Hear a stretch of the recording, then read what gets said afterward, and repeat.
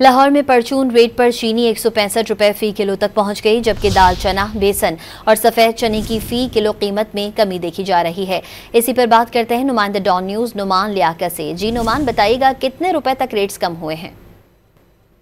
देखिए जी, माह मुबारक का आगाज हो चुका है और लाहौर के अंदर अशे खुरो-नोश की कीमतों में वाज़ेह कमी देखने में आई है, जबकि चीनी की कीमत में 5 रुपए का इजाफा किया गया है। इससे पहले 160 रुपए फी किलो में परचून रेट पर चीनी बिक रही थी और अब इसकी कीमत में 5 रुपए इजाफे के बाद 165 रुपए तक पहुंच चुकी है। इसी तरह जो बेसन है, दाल, चना है और सफ़ेद चने हैं, ये एक हफ्ता कबल इनकी कीमत फी किलो 300 रुपए थी और अब ये 260 रुपए फी किलो में फरोख्त हो रहे हैं। इस वक्त एक दुकानदार हमारे साथ मौजूद हैं, इनसे बात करते हैं। अच्छा सर, बताइएगा जो कीमतें कम हुई हैं, क्या उस पर अमल दरामद हो रहा है? और दूसरा, चीनी की कीमतों में क्यों इजाफा हुआ है? हमेशा ये देखा गया है कि जब रमज़ान शरीफ आया तो चीज़ें बढ़ी हैं, लेकिन इस वक्त कंट्रोल में रहा सारा कुछ। सिर्फ चीनी में एक माइनर चेंजिंग आई है कि वो 200-300 रुपये उन्होंने होलसेलर ने उसका रेट बढ़ाया, इसकी वजह से हमें भी उसको महंगा करना पड़ा है।